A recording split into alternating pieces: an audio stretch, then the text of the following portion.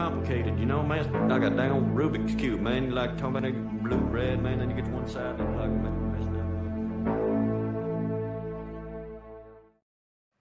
All right, Bagby, welcome back to the Jay Burden Show. How are you doing? It's great to be here. Yeah. It is so good to have a day off, I'm telling you. I'm glad. I drive around New Orleans. I pick people up at the Commander's Palace, which has got to be one of the best restaurants in North America. And I see people drinking daiquiris on the street corners every day.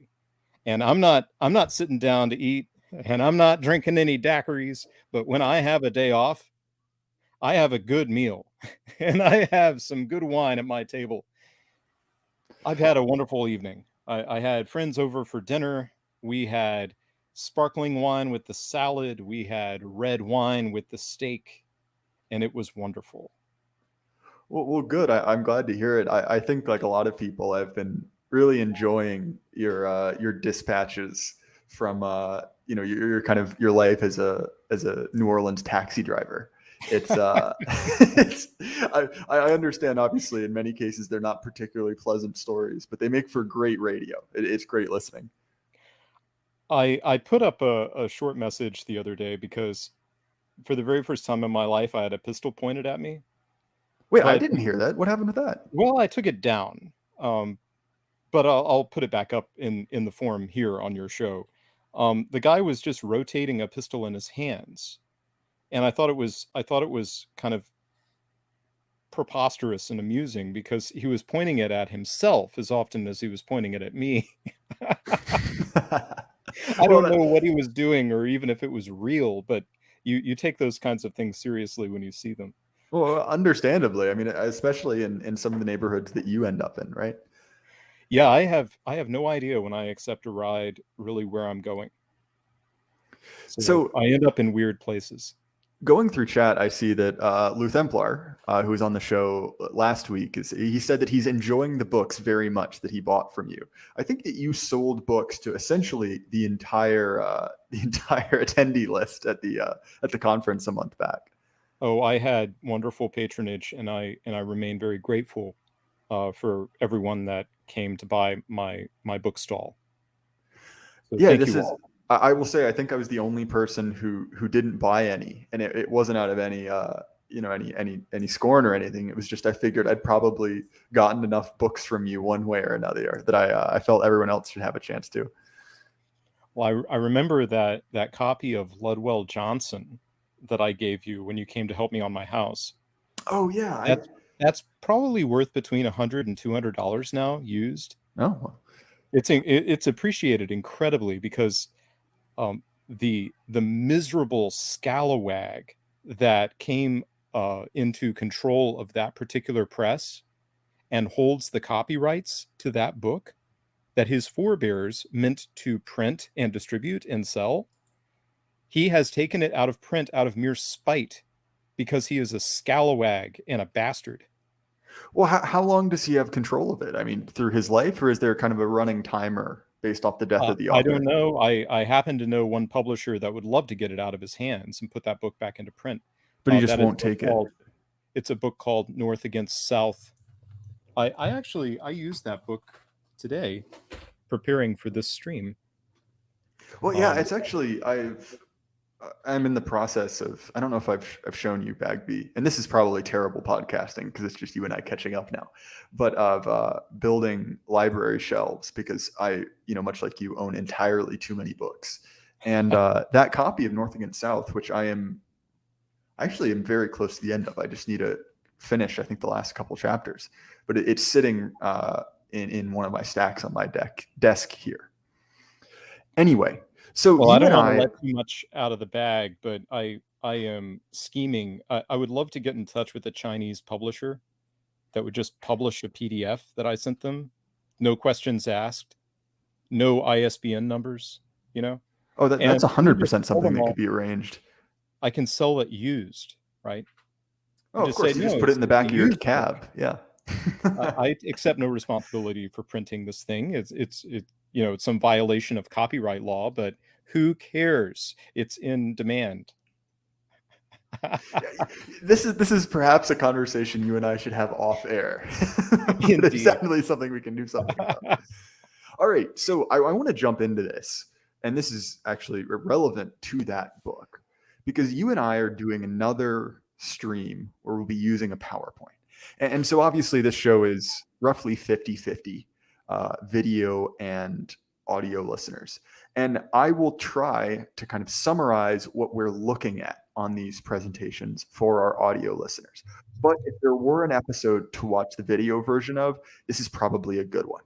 So without further ado, Bagby, do you want to introduce our topic for tonight? Yes, indeed. Our topic this evening is on American abolitionism. And we're going to be highlighting the radical abolitionist movement that was flourishing right before the American Civil War. So our story today begins with the initial abolition of slavery in the United States, which began in 1777 in Massachusetts. So right after, well, when the states united in Congress, declared their independence in 1776, all 13 American states had legal institutions of slavery. In 1777, Massachusetts began the process. Oh, well, no, it's 1777. Vermont is actually like a independent country at this point. Vermont's not one of the original 13 states, but they begin the process when Vermont writes their constitution. It's just a bunch of hillbilly New England farmers, basically, up in the Green Mountains. They don't have any slaves up there anyway, and they have firm Republican New England conventions, and they write their constitution in 1777. They actually aren't in union with the colonists on the seaboard. So in 1777, Vermont initiates this process of slavery emancipation or abolition, even though there are practically no slaves in Vermont at that time. Vermont initiates this process. Massachusetts and New Hampshire follow up. You see here on the map, 1783. They declare the abolition of slavery in those territories. And then we see an interesting middle way with Rhode Island and Connecticut, who happen to have a lot of slaves on plantations. There are actually a lot of tobacco farms in Connecticut. They initiate gradual emancipation. Now, this is a very interesting middle way.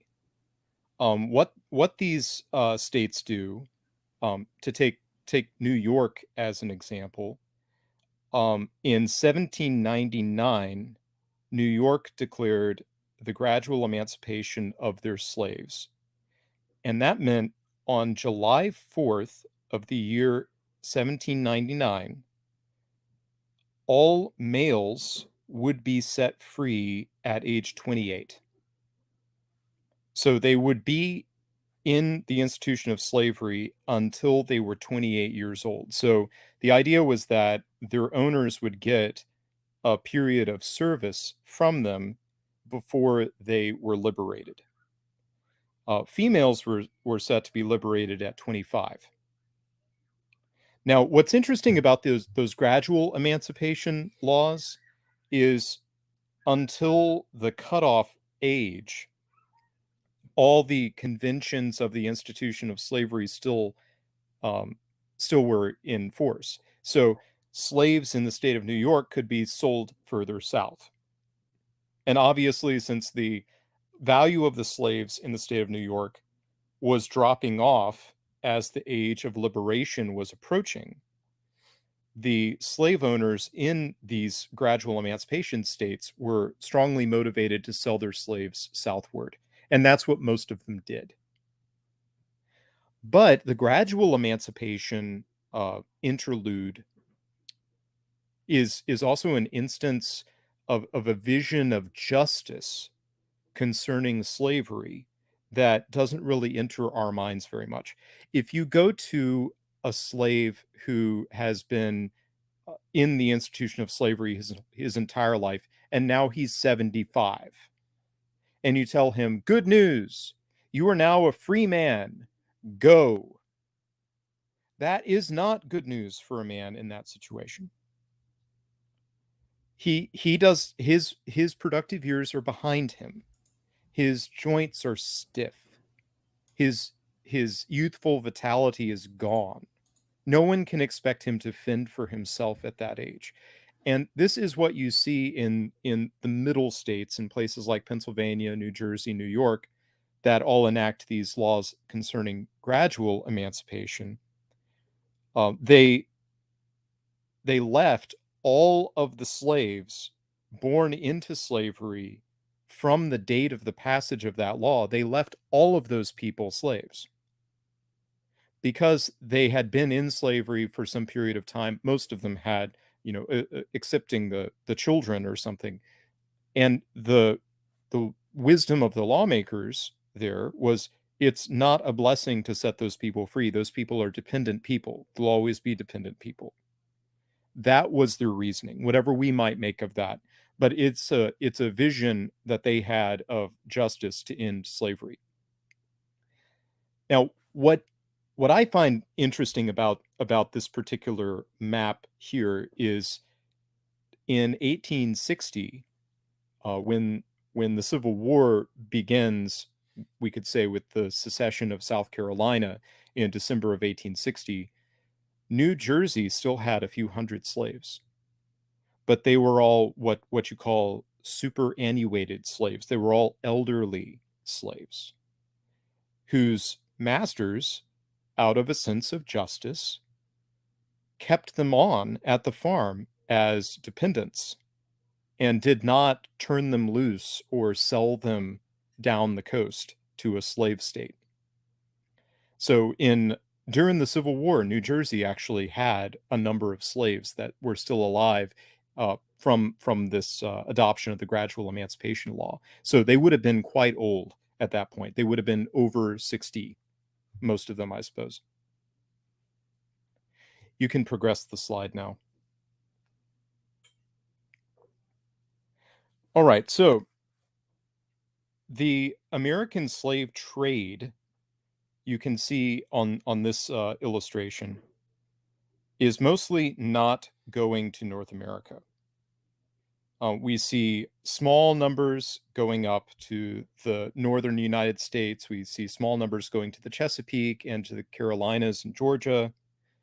But you see the vast majority of slaves that cross the famous Middle Passage of the Atlantic Ocean are going to the West Indies and to South America.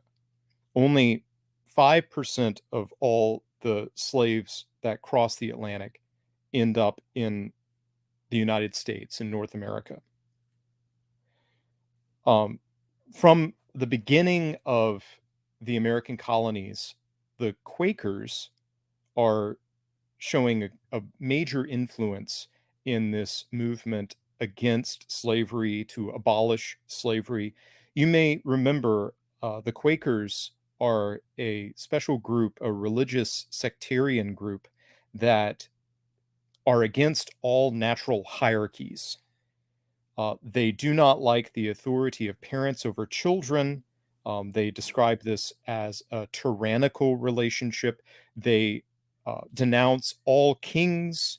They denounce all royal forms of government where there are people in appointed centers of authority. They refuse to pay homage to those symbols of authority, and that gets them into serious trouble. They don't believe in war. They're pacifists. This causes a lot of trouble as well. They refuse to take oaths, which is also an interesting problem. They're also a very important early group that is dead set against slavery as an institution. Just so they become a minority in their colony of Pennsylvania, which they founded, and the majority, which is non-Quaker, brings in slavery into Pennsylvania. However, the Quaker minority in these northern colonies is credited with their advocacy against the institution of slavery. When slavery is abolished in those northern states, the Quakers are given a lot of commendation for the effort there to abolish slavery. But going back to our theme, in 1816, there is the foundation of what's called the American Colonization Society. The various states of the Union, both slaveholding and non-slaveholding, we see here at the very beginning of American history, there is a divergence between northern states, which never had a very large institution of slavery. It was always a very small minority of farmers in those states that would engage in owning slaves, and the divergence with the South, in which slavery was a large section of the society. There were significant numbers of slaves. There was a large interest in owning slaves that was economically dependent on slavery, we might say. So North and South differ on this issue from very early on in American history. But in 1816, we see something remarkable happen. Northern advocates to abolish slavery as an institution meet with Southern advocates that want to see slavery phased out in North America. Now, these are not unremarkable people.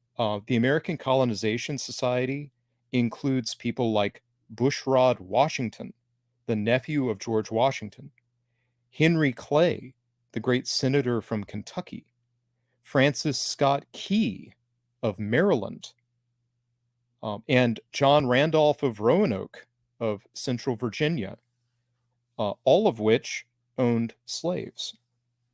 So we see these very illustrious men, just once removed from the founding generation, Southern men, slave owners, who found the American Colonization Society and advocate for the gradual emancipation of slaves and also for their colonization.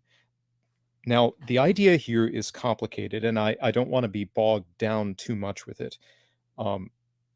Let's disavow and move on. The idea was that African Americans were Africans primarily, that they had unique traditions, unique perspectives, unique political instincts, and that to be free and to rule themselves, they needed their own nation state. That was the idea. Now, whatever we might have to say about that is irrelevant. I'm not making commentary on it. That's just what they thought. All right.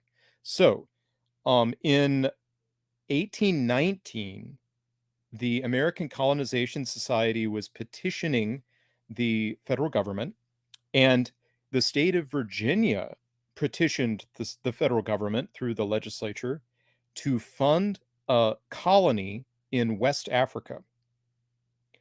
In 1819, the federal government awarded the American Colonization Society with $100,000 to found a colony in West Africa. Now, I did the calculations. $100,000 from 1819 is worth about $2.5 billion today. So if you can imagine $2.5 billion to send American freedmen, that is, free Black Americans, to a colony so that they might rule themselves. This was the origin of the modern state of Liberia. Now, I'm very sorry to say you ought to look up Liberia and do this on your own time. I do not have a good book to recommend on this subject, but it is one of the great shit shows of the 20th century, and I'm genuinely sorry to say, I mean no irony or cynicism in this. The American Africans that went to Liberia have been almost completely exterminated today. Well, it's such a disaster that the minor there's a warlord very famously from Liberia, General Buck Naked, who, in true sub-Saharan fashion, committed genuinely barbaric crimes, acts of cannibalism and the like, as his name would imply in the flesh. But that's a character that people on the internet might be familiar with to kind of describe the situation there. Yeah, I mean, if you have a stomach for it, you can look it up. Cannibalism really is still a thing. Yeah, it's really, really bad. But the capital of Liberia remains named Monrovia, and that's after President James Monroe of Virginia. It was named in his honor because he endorsed and helped along this colonization. I suppose he must have signed off on that $100,000 initially. Now we'll move on. I want to highlight two different major approaches to abolitionism. The first I will term private abolitionism. And that comes along with people like John Randolph of Roanoke, the man that was involved with the original American Colonization Society, a genuinely interesting fellow in his own right. I'm a big fan. John Randolph owned hundreds of slaves. He was a cousin of Thomas Jefferson. He manumitted all of his slaves at his death. Now, he's also kind of a special circumstance. He had no heirs.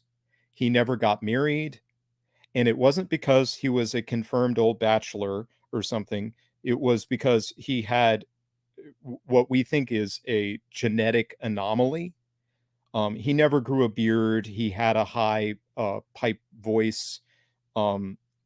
He was an unusual man that never matured into full manhood, so far as we can tell. So he didn't have this question of, well, what is the legacy of my household? What will my children get from my estate? Those were not questions that concerned him. Instead, he left his entire estate to be liquidated and his slaves to be settled in farms in Ohio. Now, that's a long story. What happened was Ohio turned his heirs, his slaves, away when they showed up to claim the farms that John Randolph had set up for them there. And they did not claim their land. They didn't claim their land in their lifetimes. It was a couple generations later that the descendants of John Randolph's slaves were able to claim their inheritance in Ohio. And there's this very simple reason for that. Ohio had outlawed the settlement of freed blacks. They could not own land in Ohio. It was part of the law of Ohio. So this is a complicated story, but it's an interesting one. A better example is the man that you see in front of you here. This is George Washington Parke Custis. This is a descendant from George Washington's George Washington's wife, Martha Washington, her first marriage. You may remember George Washington married a widow who had children from a previous marriage. George Washington himself never had children. But George Washington Parke Custis is a descendant from George Washington's wife, Martha Washington. And of course, he's named after George Washington, his famous forebear, whom he is related to through marriage. Now, George Washington Parke Custis is an interesting guy. He owned Arlington House. If you advance, you can see there it is. This was the Custis House. Now, this is now Arlington National Cemetery. And it looks across the Potomac River at the National Mall, at the Jefferson Memorial, the Washington Monument. The Capitol is out there in the distance. If you stand on the lawn of Arlington House, you can see the Capitol building clear as day. Custis had a plantation here. It was a tobacco plantation. He had inherited it. He raised his daughter here, who went on to marry Robert E. Lee. Robert E. Lee ends up inheriting Arlington House through his wife. When Parke Custis dies in 1857, he manumitted his slaves. But there was a stipulation. It was part of the settlement of the estate. Custis had a problem. Arlington had been used as a tobacco plantation for several generations. Tobacco is extremely hard on the soil. Rather than sell his slaves down the river, which is what he would have done, he's right there on the Potomac River, he kept his slaves on the property and didn't mind his increasing debts. So when Custis died, he had prime land on the Potomac River that was completely exhausted. His slaves had grown up on this plantation doing very little. Tobacco didn't grow anymore. Custis was was indolent and did not care much about that situation. He was a man of inheritance. He was a cultured man. He was an antiquarian. He had collected a great many relics from George Washington's life, and he kept them there in a kind of shrine at Arlington. Arlington House was famous for being like a museum of the memorabilia of the Washington family. Parke Custis had actually grown up on Mount Vernon. That was his initial home, just a little further down the Potomac River. So when Robert E. Lee inherited Arlington House through his wife, he had the difficult task of paying all of Custis's debts. This is his father-in-law, remember. He had to settle his father-in-law's estate. And in order to do that, he sent the slaves into Washington, D.C. to work for wages. And he sent them to surrounding farms and plantations as hired hands. Now, they're still slaves at this point, okay? But Robert E. Lee manumitted all of Custis's slaves. And he manumitted the last of the slaves during the Civil War in 1862. So that's an interesting story. But we see here, this is one path towards emancipation. This is the greatest source of the free Black community in America by the time of the Civil War. The vast majority of them have been manumitted not through law, not through laws made by their states to gradually emancipate them, but through personal manumission. Now, why is that the case? Well, there's a very simple explanation. The vast majority of slaves lived in the South. Only a small minority of the slaves had ever lived in the North, and most of them in colonial times. Now, the key point that I want to emphasize with this is provision for the slaves was a priority. The people engaged in private abolition, people like Custis and Randolph, they were interested in what happened after slavery. I'll repeat that. They were interested in the lives of the people of their estate. They were interested in the lives of their slaves. And they were interested in what came after emancipation, what came after slavery. One of the things that Robert E. Lee did when he inherited Custis's estate, Lee, as an aside, Lee was not a farmer. He was not an agricultural man. Lee was trained for the military, and he spent his entire career as an officer.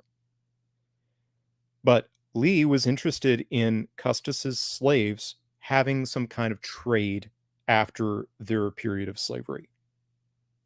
So he sent them to learn at the side of craftsmen in places like Washington, D.C., where they were hired out as labor. All right. The idea there was that they would learn to do something useful for when the day of their manumission came.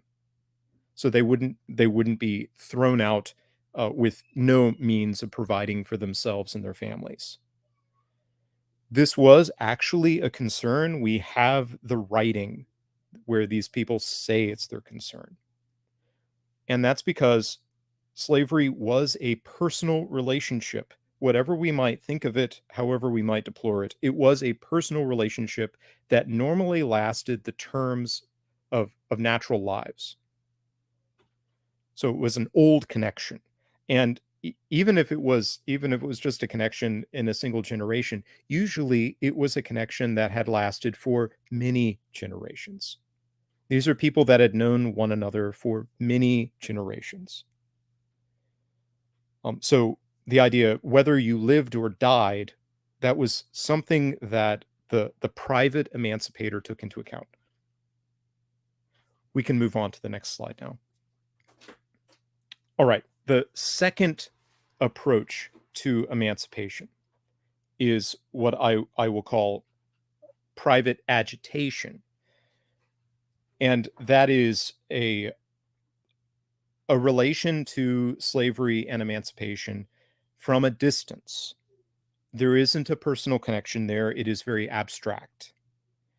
And that is why it manifests itself in agitation, in protests, in written form, in endless volumes of rhetoric about the institution of slavery, the morality of the thing, the need for quick action. And no one better embodies this than William Lloyd Garrison, who we see here before us. Massachusetts man of letters, a journalist, an agitator. He and his sort were declared radical abolitionists. In opposition to their forebears, the people that we see in colonial days, for instance, who searched for political solutions to slavery, William Lloyd Garrison advocated what he called immediatism, and that is the immediate end of slavery by main force from a government agent, to end slavery in one stroke. It must end now. And Garrison forswore the consideration for the future. He said, that is not my concern. He's like Mike Pence, right? Oh, the American cities? I'm not concerned about American cities. I don't care how bad things are there. That's not my concern. William Lloyd Garrison, he had no concern for what happened after slavery. He said the major thing right now is slavery is the worst thing in the world. Now, this is the regular opinion now. Maybe it's the only acceptable opinion now. That slavery is the worst thing that has ever happened in the history of the world. I don't know. What do they say about the Holocaust? I don't know. There seems to be some kind of conflict there. One is genocide, the other isn't. What is the difference exactly? I'm not here to answer these questions. I'm only here to ask the questions, which is why I've become unpopular. No concern for the provision of the slavery, no personal connection to the slaves. These are mostly northern agitators. They come out in the 1830s. A lot of these men are connected with the Second Great Awakening. This is something that we've talked about previously. The people I'm talking about are people like Wendell Phillips, Garrison here, Orestes Bronson, Garrett Smith, who's a real interesting guy, Theodore Weld. I have a quote here from former President John Quincy Adams, who knew these people and was an observer of them. You may, if you know your chronology, you know John Quincy Adams, his day had come and gone by the 1830s, but he was still around. He served as a congressman from Massachusetts in that time, and is known to be a staunch foe of the expansion of slavery. But the difference is John Quincy Adams was a political man, which meant he could talk to his opponents. He could make deals with them. All right. And William Lloyd Garrison was not a political man. William Lloyd Garrison would denounce his enemies as people in league with the devil himself. And you can't talk to people if you think they are in league with the devil. Okay? John Quincy Adams was not that sort. John Quincy Adams would talk to his enemies, which made him a political man. He could make deals with them. But John Quincy Adams, he says, Garrison and the non-resistant abolitionists, Bronson and the Marat Democrats, phrenology and animal magnetism all coming in, furnishing each some plausible rascality as an ingredient for the bubbling cauldron of religion and politics. Okay, so what is John Quincy Adams saying here? He's saying, well, in the environment of the Second Great Awakening, there was all sorts of poppycock that was mixed up with these people. All sorts of newfangled nonsense that they would try to sell and package as a complete program. And that was the case for Garrison. Garrison did publish a newspaper that was known to advocate occasionally phrenology, occasionally some new idea of women's liberation, occasionally teetotalism, the abolition of all legal sale of alcohol. He was on board with these things. I have here another source on the radical abolitionists as a group, or as a purported political group. My source here is Teddy Roosevelt, former president. Teddy Roosevelt wrote, "Abolitionists have received a vast amount of hysterical praise, which they do not deserve, and have been credited with deeds done by other men whom they in reality hampered and opposed rather than aided. After 1840, the professed abolitionists formed a small and unimportant portion, and much of what they did was positively harmful to the cause for which they were fighting." Now, what did Garrison actually do? If you advance your slide, Garrison published The Liberator, his newspaper in Boston, Massachusetts. He published it from 1831 to 1865. In 1865, now I just learned this today, in 1865, it was rebranded The Nation magazine. So it actually still exists, the same organization. I'm fascinated by that. The Nation, of course, being a very famous leftist magazine. At its height, I found a figure of 3,000 subscribers. So at its height, that is an incredibly small number for subscribers. Garrison definitely deserves points for diligence, for persistence. Publishing a newspaper is no small thing. I should say, just as a point of order, I believe that means that this channel has more subscribers than the Liberator did. Wow. Sorry. Anyway, you were saying.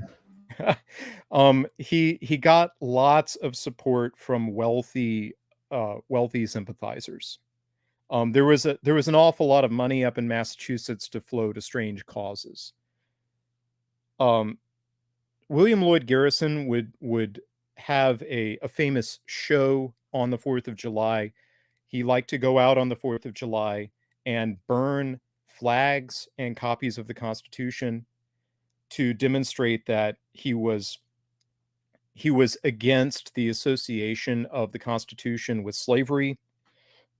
The Constitution recognizes slavery.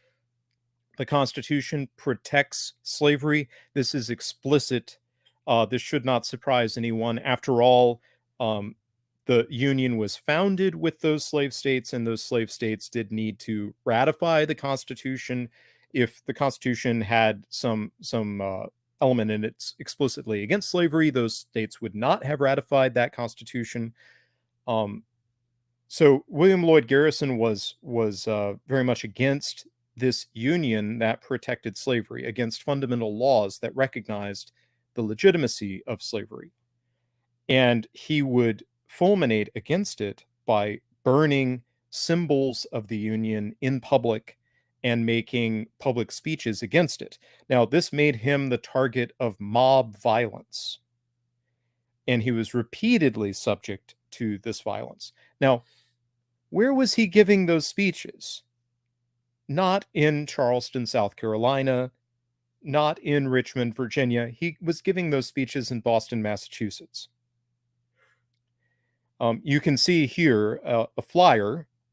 This is a real Antebellum Flyer distributed in a northern city. I don't know the exact city, but this is the exact sort of thing that was produced by Garrison's opponents, which was the vast majority of people in a place like Boston, who saw him as a dangerous agitator, a man that was encouraging lawless violence, encouraging riots, encouraging murder.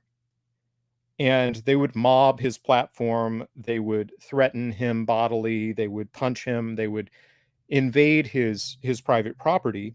And his press was destroyed on several occasions. It was burst out of its storefront wherever he had his newspaper set up and burned in the street outside by an angry mob. This happened frequently, not just with Garrison's paper, but with other abolitionist organs. Now, this is because he's doing these outrageous things. He's calling for immediate action, presumably violent action. He's calling for war. He's calling for slave uprisings. Most people in the North are not down with this, and that is the case. I want to emphasize, most Northerners would eschew any connection to the radical abolitionists into the Civil War itself. Even midway through the Civil War, there is an awful lot of disassociation going on. There are even riots in northern cities against abolitionism while the Civil War is underway. Now, I go back to this question. I go back to this question about political versus non-political anti-slavery movement. Political anti-slavery movement, the political anti-slavery movement had to do with the movement of slavery, legal slavery, westward, and trying to limit that. In order to do that, they ended up making compromises with their Southern opponents who advocated the expansion of slavery, which meant that Southerners could go west and settle new states out west and bring their legal property, that is, slaves, with them. The ultimate triumph of the Southerners on that front was the famous Dred Scott decision, which said, in other words, slavery has been legal in the United States since the beginning, and the people that wrote the Constitution did not imagine ending slavery or enfranchising Black Americans. That was the decision of Chief Justice Taney of the Supreme Court right before the Civil War began. That's from the famous Dred Scott decision. Now, the Dred Scott decision is one of those Supreme Court decisions that's been overthrown, reversed in an amendment to the Constitution. The 13th Amendment and 14th Amendment both counteract, overrule, make null and void the Dred Scott decision, just as an aside. Anyway, that is political stuff. People talking to each other. Anti-political or non-political anti-slavery is rhetorical, and it is extreme. I will read to you from a issue of Garrison's newspaper, The Liberator. Garrison started his newspaper with a public letter in which he said that he had previously associated himself with the popular but pernicious doctrine of gradual emancipation. And then he says that he believes in the immediate enfranchisement of our slave population. He believes in it militantly, aggressively, harshly, severely. He says, I will be as harsh as truth and as uncompromising as justice. On this subject, I do not wish to think or speak or write with moderation. I am in earnest. I will not equivocate. I will not excuse. I will not retreat a single inch, and I will be heard. We see here Garrison's rhetoric was considered extreme by most people in his day. He was even called out by the president of Brown University. Brown University was a different institution in those days. President Wayland of Brown University wrote Garrison and said, the tendency of your paper is to produce rebellion. Its attitude to slave owners is menacing and vindictive. The tendency of your remarks is to prejudice their minds against a cool discussion of the subject. Garrison replied to the president of Brown and said, religious professors of all denominations must bear unqualified testimony against slavery, lest they share in the guilt of its existence. So there is no middle ground on this subject, according to the radical abolitionists. They, like, let's say, most modern people, most of our contemporaries, believe that slavery is the worst thing that has ever existed. Maybe that the American instance of slavery is particularly evil, and that all energy in that time must be devoted to its immediate abolition, which makes them incapable of conducting politics with their slave-owning Southern members of the American Union. They end up being at odds with their fellow citizens on the subject, and implacably. So this is a banner you see in front of you here, an abolitionist emblem, no union with slavery. We see the abolitionists were the original secessionists, and they were a vocal small minority. So abolitionists, they formed organizations, they published newspapers, they had publications. They were in a business of ghost writing slave narratives. Whenever they encountered a runaway slave, they wanted to publish the account of the slave's journey. They created narratives. It's a remarkable thing, and I'm not going to go into it because I don't want to court unnecessary controversy on this, but it's remarkable that an illiterate slave newly run away from Virginia or Louisiana could make his way to Massachusetts and suddenly produce a volume of narrative written in perfect Victorian English. This was something that the abolitionists did. They also would publish accounts. There's a famous book from an abolitionist called American Slavery as It Is, which is actually accounts from newspapers concerning slavery. So it's every crime that involves the institution of slavery, every corporal punishment that's reported in a newspaper, every murder. It's an account of outrages solely. And I don't know. This is a funny thing because I suppose if you read newspaper accounts of New Orleans, you wouldn't have any idea about what New Orleans is actually like. If the newspapers would actually publish only the crimes that go on every day in New Orleans, and you read a book about that, perhaps you could imagine what New Orleans is like now.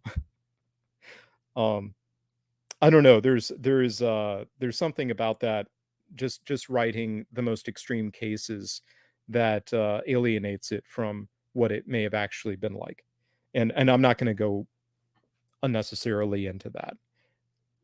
They had a business publicizing these things. So our next abolitionist and our final major point for tonight is the career of John Brown. John Brown was from, well, he had a career for a long time in upstate New York. I think he was originally born in Connecticut. He had a large family.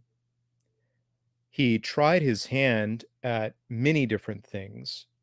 He tried raising sheep. He tried breeding racehorses. None of these things worked out. He was in dire poverty, but he had a lively mind. So he ended up in Kansas, which was a frontier area in 1856, and embroiled himself in the controversy raging at the time about whether or not Kansas could become a slave state, a state with legal slavery. Again, the political actors of the day had created boundaries about the expansion of slavery, and those were boundaries built on compromise with the slave states. In 1856, Kansas was being flooded by northern immigrants and southern immigrants. Southerners were adamant that Kansas could vote on slavery. All right. So Kansas was not a state yet. But the Southerners said, let's have a free vote about whether or not Kansas can have legal slavery. This was an idea that was popular with Democrats like Stephen Douglas of Illinois, the senator from Illinois, Abraham Lincoln's famous opponent. Stephen Douglas popularized something. Well, he said that he believed in popular sovereignty, the idea that states could vote about whether or not they would have legal slavery. He said that was a democratic solution to this difficult political problem. The Northerners that were coming into Kansas and that were being funded by groups further east in places like Massachusetts said, no, we should have a constitution that deliberately prohibits slavery from the inception of the state, and this will not be something ever voted on. And both sides were funding their agitation on this question in 1856. John Brown showed up with very strong abolitionist notions about slavery. He joined a anti-slavery militia and was very, very annoyed that the men leading the militia were hesitant to act. Now, what exactly Brown wanted them to act on is another question. I think we can see what he had in mind. On May 24th, 1856, John Brown and several of his sons and a couple of other men from the militia, they left their militia encampment and they went down to Potawatomi Creek in Kansas. And this was an area that was settled by Southern pro-slavery advocates. He took 5 men and boys from their houses. He visited houses in the middle of the night. He drugged these men from their homes. Their wives were screaming and crying and begging, and shot and mutilated them on the banks of Potawatomi Creek. Now, what happened apparently was that Brown would shoot the first man in the head, and then the man's sons would try to escape or struggle, and they were hacked to death with swords. So apparently that's how the men were mutilated in the course of this massacre. So he did this 3 separate times in the same night of May 24th. He went to 3 different houses. He took 5 men total down to the creek and killed them. He took their horses and he took their guns, and he sold them all and used the proceeds for his militia activity. John Brown said that these men, being Southerners and being pro-slavery, at least in principle, that they had committed murder in their hearts. And he said that their deaths were ordained by God from all eternity. This was his justification for what he had done. When Brown and his sons returned to their militia unit, the word of the massacre had gotten out, and everyone in his militia realized this worsened their efforts in Kansas. Cold-blooded murder of men who did not own slaves, by the way, these Southerners who were advocating for a vote about slavery in the proposed Kansas Constitution. They did not own slaves. They had come to Kansas to settle, but they themselves did not own slaves. In 1860, the United States Census counted the slaves in Kansas, and there were less than 5. I don't remember the exact number, but it was only a few slaves in the territory of Kansas in 1860. So slavery was not something that was going to take off in Kansas. To this day, Kansas is not known for a cotton crop. They don't grow cotton in Kansas. Slavery is not profitable with ranching and wheat or hogs or whatever they do in Kansas. Brown gets rejected by his militia. He denies committing the massacre several times, but decides these men are so hostile against this course of action, I cannot stay with them. And so he splits. He leaves the militia. And he goes to the old Northeast. He goes to Massachusetts to fundraise. The word of his exploits gets out.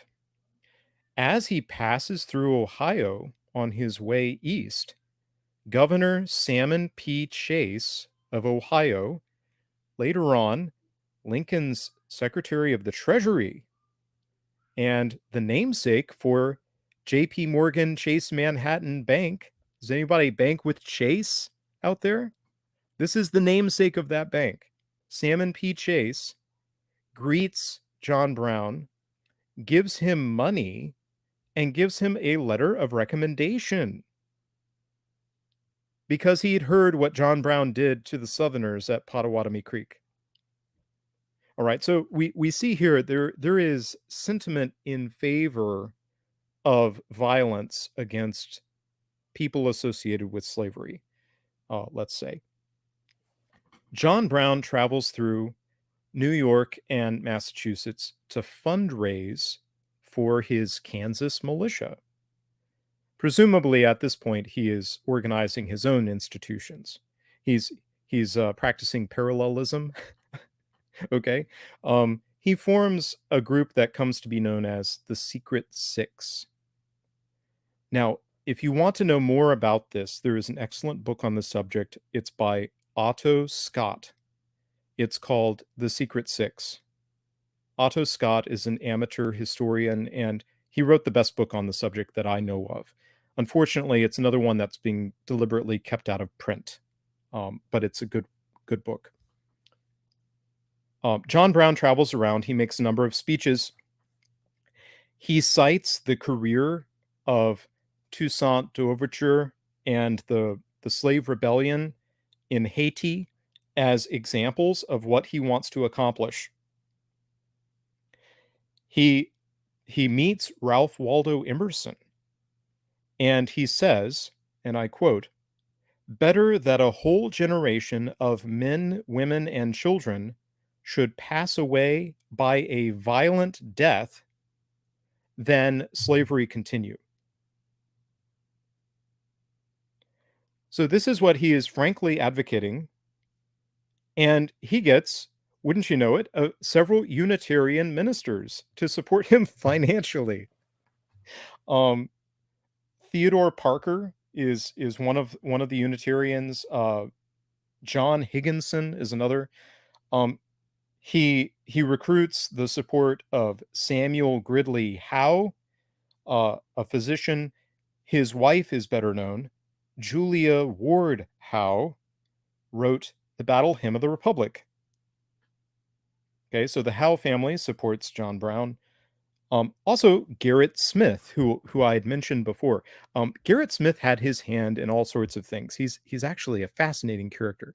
He was a radical vegetarian and teetotaler, a dreamer of utopias, and he also supported John Brown. He was a member of this group called the Secret Six. John Brown claimed he had recruited the famous Frederick Douglass as a general in his organization, and Harriet Tubman. Now, there seems to be better evidence that Brown had included Tubman in his plans and wanted Tubman to be involved with everything that he did. There seems to be better evidence of that. Frederick Douglass denied it all. And we'll see some reasons why, perhaps in a moment. John Brown took funding. He claimed he had a goal of raising $30,000 for his escapades. That would have been the equivalent of $1 billion in 2023 dollars. That's an incredibly ambitious goal. In the time in which he's doing this, in the 1850s. We don't know exactly how much money he came into possession of through his fundraising, but he did have a number of wealthy subscribers, including Garrett Smith, who was a millionaire in the state of New York at the time. John Brown goes on raids back in Kansas. He does some cattle rustling. He does some highway robbery.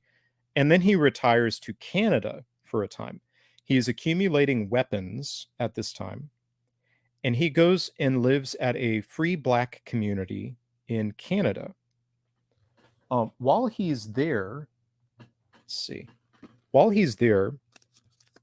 he writes a provisional constitution for a new union. All right. He writes a constitution, and he has a small group at a church in Canada. I think it's in Chatham, Ontario. I believe that's where he was when this all happened. He writes a constitution with his little miniature convention, and he puts this into the preamble of his constitution.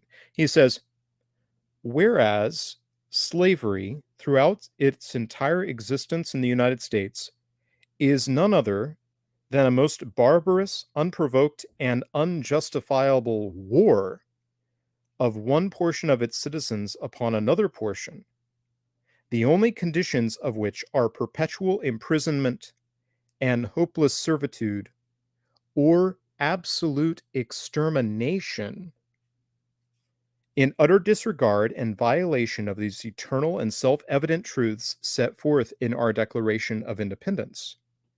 Therefore, we, the citizens of the United States, and the oppressed people, who, by a recent decision of the Supreme Court, are declared to have no rights.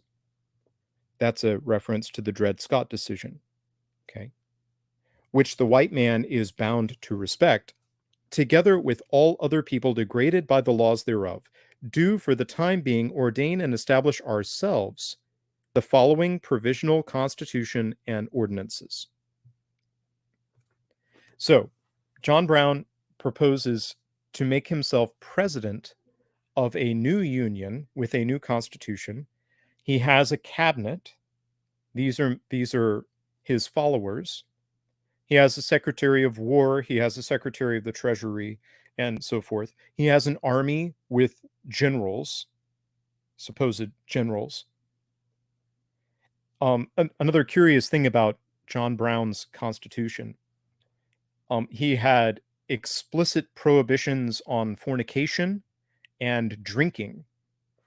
He was going to ban alcohol in his New America, among other things. There were a number of puritanical considerations, we might say, which reflect his heritage. His constitution provided for no tax collection. The government was to be funded through the seizure of property, and everyone associated with slavery was to be killed. Well, that's direct. Oh, I guess it is direct. Yes, it's just not. I guess it's not traditional taxation. It is sort of a kind of a Pol Pot flavor to it.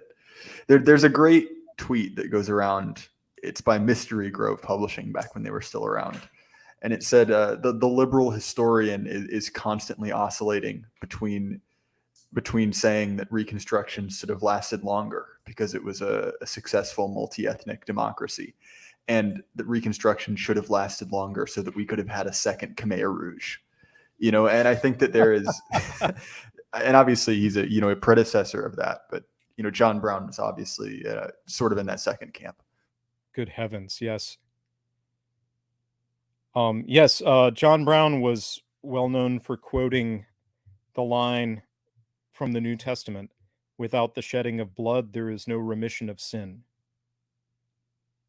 which is a pretty chilling thing to contemplate when you consider what he was believing about this. Once again, I don't think that Brown's opinions are at all unusual today. I think Brown's opinions, are the mainstream today. In 1859, Brown launched his planned assault on the slave states. He assembled 18 men. Now, this is a difficult thing. I have done some research on this. I handled several books related to the subject today, and I came up with different numbers with each source I encountered. How many men did Brown go to Harper's Ferry with? I'm going with 18, which is a choice I made from one of the sources I read, but I found several different numbers. It was not very many. It was less than 25.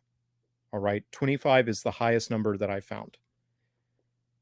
He called this his army. Most of these were his immediate relations. He brought several of his sons with him to Harper's Ferry. At least according to one source I found, of the 18, 16 of them were white. That's according to the no, I'm not sure it's according to that source. I won't say which source. I did find Brown's house that he assembled his men, where he assembled his men in Maryland, is now a federal historical site, which I think is fitting. He was a prophet of things to come, I suppose. So on October 16th, 1859, Brown and his 18 men, of which 16 were white, at least according to one of my sources, they crossed the railroad bridge into Harper's Ferry, and they encountered at the platform of the passenger station a baggage handler with a lantern.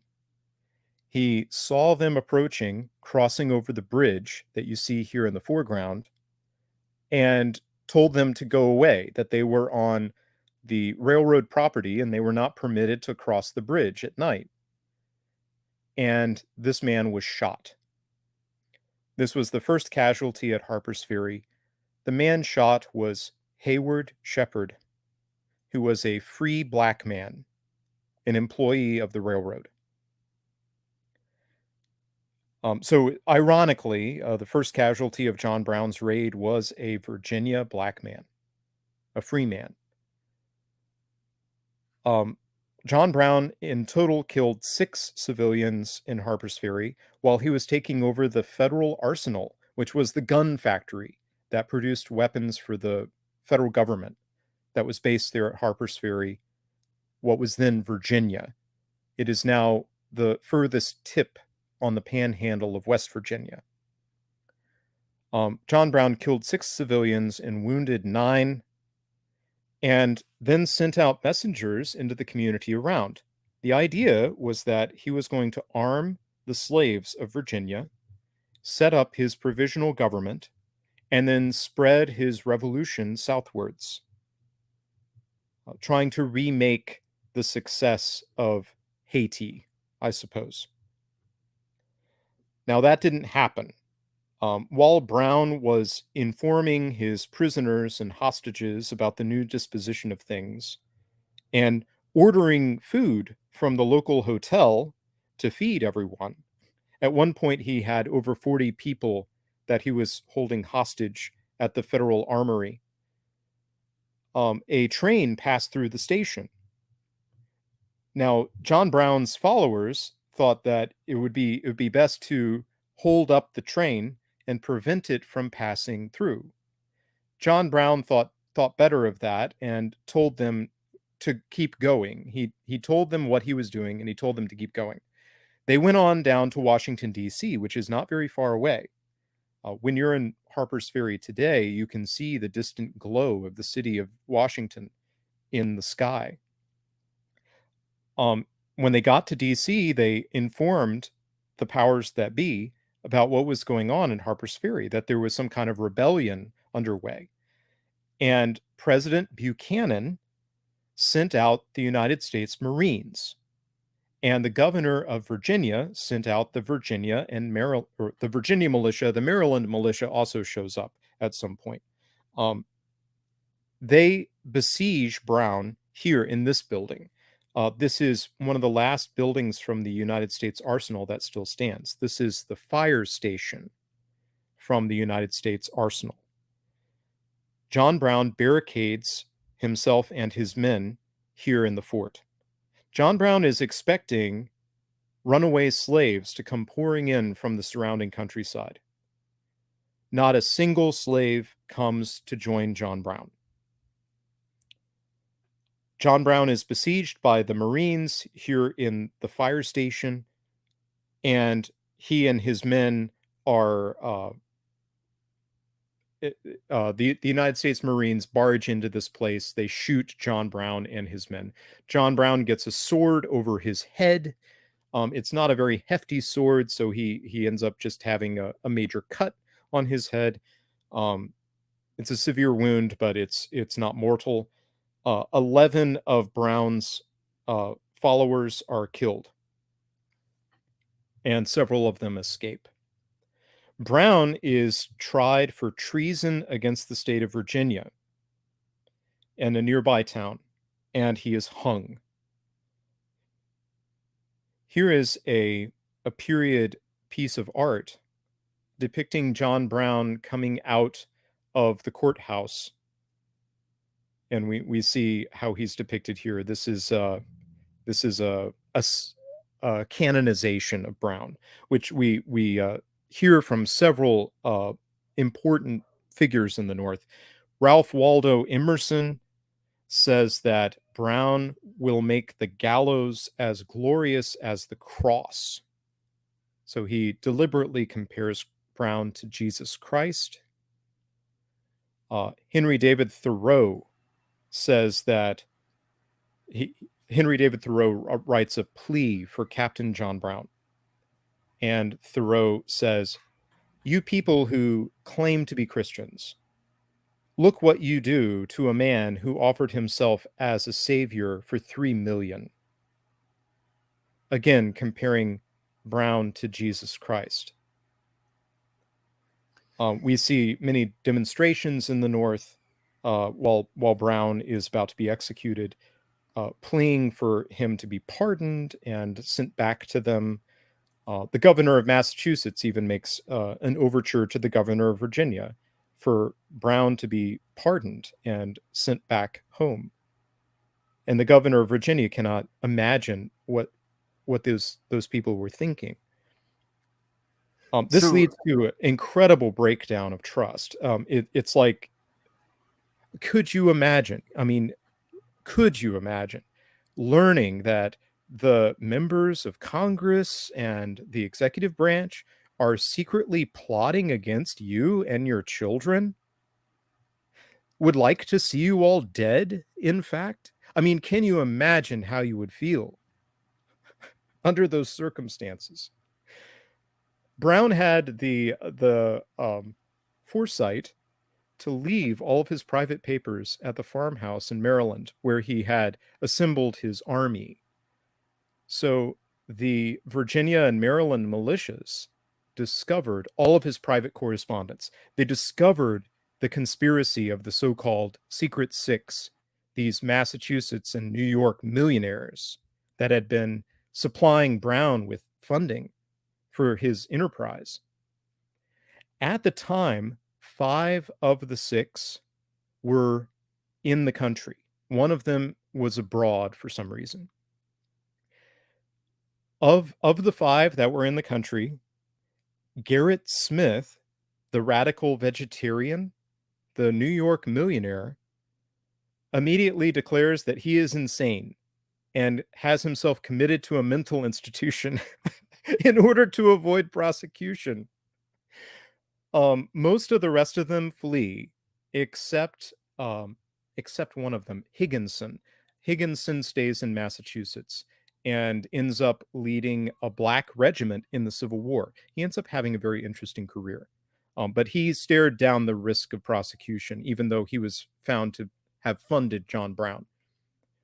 Interestingly, and I'll just make this as a note, Frederick Douglass, who may or may not have had his autobiography ghostwritten by radical abolitionists, Frederick Douglass was implicated in these papers, at least by John Brown's hand, and Douglass immediately fled the country as well for a speaking tour in Great Britain. To this day, I believe Douglass's involvement remains very mysterious. I do not know the scholarly opinion about Douglass's involvement. I have a coda for us. Abraham Lincoln, whatever else might be said about him, was a political man, which meant that he believed he had to talk to his opponents. He had to be able to make deals with his opponents, and we see that often in his career. However unacceptable those deals may have been, obviously he is responsible for war, being that his offered deals failed. Abraham Lincoln spoke of John Brown during his campaign, because obviously this is right before the Civil War begins, right before Lincoln is elected. Lincoln wanted to distance himself from radical abolitionism. I believe we've talked about this before. In the first inaugural address, Lincoln forswears any connection to the radical efforts to immediately end slavery. In one of Lincoln's speeches, he says, "John Brown's effort was peculiar. It was not a slave insurrection. It was an attempt by white men to get up a revolt among slaves, in which the slaves refused to participate. In fact, it was so absurd that the slaves, with all their ignorance, saw plainly enough it could not succeed. That affair, in its philosophy, corresponds with the many attempts related in history at the assassination of kings and emperors. An enthusiast broods over the oppression of a people till he fancies himself commissioned by heaven to liberate them. He ventures the attempt, which ends in little else than his own execution." So we see here Lincoln being a very harsh critic of the radical abolitionists. Certainly is an interesting story. There's much more that could be said of it. But it was my pleasure to talk about with you tonight. No, definitely. There's several things I want to bring up. The first, I think, is that distinction that you made between political and sort of a religious framing. Because again, and I think that you and I share many of the same criticisms of Lincoln, right? He was not an exterminationist, for any of his personal faults. And I realize that's not a huge barrier to clear, right? But there does become a point, right, where essentially even relatively small differences, right, like in the case of Kansas, when it's 5 people, right, plus or minus, when they sort of strike at something as basic as, like, are you a member of polite society, right? Are you someone who can be dealt with, or are you essentially someone to be disposed of? There's sort of a degree to which John Brown was sort of the most honest in that. And obviously that doesn't make him good. That doesn't make him, morally acceptable. But there is something to be said for the fact that when rhetoric reaches that peak, men like John Brown will rise to the fore, so to speak. So there's several things that I want to bring up, which is one, and we're a little bit over time, but I think this is still worth addressing. Minoan was questioning what you said about being tried for treason against a state. So could you explain that? Yeah, this is a delightful little detail. The reasoning at the time was that Virginia was a sovereign entity in a contractual arrangement in a federal union. So we see here a manifestation of the political philosophy of the time, and I think they were trying to make a point of that, that Virginia was and remained a sovereign entity that could determine her own political destiny. So you cannot commit treason against the city of Atlanta. All right. You can't commit treason against the county of Johnson. You can only commit treason against sovereign entities. You can commit treason against your king. You can commit treason against your country. And we see here Virginia illustrating the way that they thought of themselves. They thought of themselves as a sovereign entity that could resume its total sovereignty when it chose. And they did a year later. All right, so we have some questions, and I'll break them into 2 blocks. We have the people who paid me money to read something, which of course I will read, and then the more serious scholarly ones. So as far as the silly ones, Zhang Wei, does anyone know where you can extract pufferfish poison, and if so, how long it is stable? I do not, Zhang Wei. I don't believe in science. And then Talk to a sushi chef. Yeah, exactly. Probably the best person to ask. And then Doug Dimmadone, Money G-Bags, always keeping it real. I think that's referring to you. And then Prince of Parma with 2.